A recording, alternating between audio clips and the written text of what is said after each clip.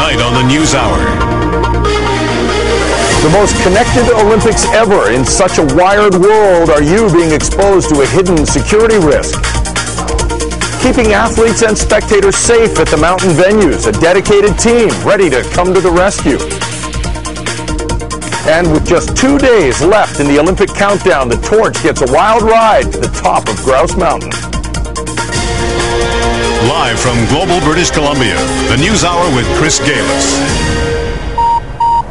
Good evening and thanks for joining us once again from Whistler. It has been said the 2010 Winter Games will be the most connected, wired, interactive Olympiad ever. 5,000 kilometers of fiber lines have been laid at the Olympic venues in both Whistler and Vancouver for video feeds, photo file transfers, and phone conversations. And while that's great for top-notch coverage of the Games, an American expert on cyber terrorism says it makes us more vulnerable to everyone from criminals and industrial spies to foreign government agents. Our top story tonight from Marissa Thomas. I'd like to know what you are receiving. Media from around the world are broadcasting live from Whistler, thanks to a massive fiber optic cable infrastructure that securely delivers audio and video worldwide. Right now, Whistler is considered the most heavily technology community of its kind in the world. All of our data is what's called point-to-point. So it starts at a camera, and we know exactly where it's going, and we know exactly when it gets there. And there's no question in that. A lot of broadcasters prefer fiber systems because it is private. But it's wireless technology like these Twitter alerts to journalist Blackberries that has cybersecurity experts concerned. A new report warns of a massive security threat at the Winter Games because of wireless technology.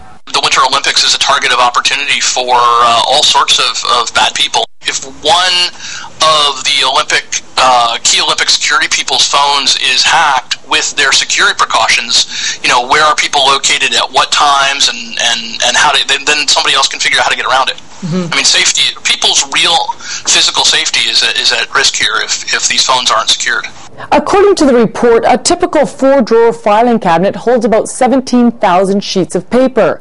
Your average smartphone holds the equivalent of about 7 million sheets. That's about 421 of these full of information about you, making this a very valuable target for thieves. What a criminal would do would simply be to cast a wide net and see whatever was open and grab onto it. So if your phone is off, for example, or your Bluetooth is off, then the next person who's walking next to you whose Bluetooth is on is a much easier opportunity, and so they might grab into that. While the average person may lose banking and credit card information, it's the VIPs and high-level politicians that could pose the biggest security risk.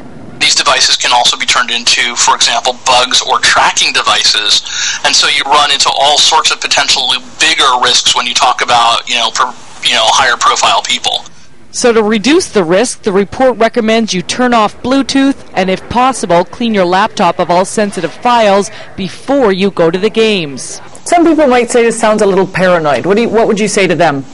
It's really paranoid. It's crazy paranoid. The problem is it's also real.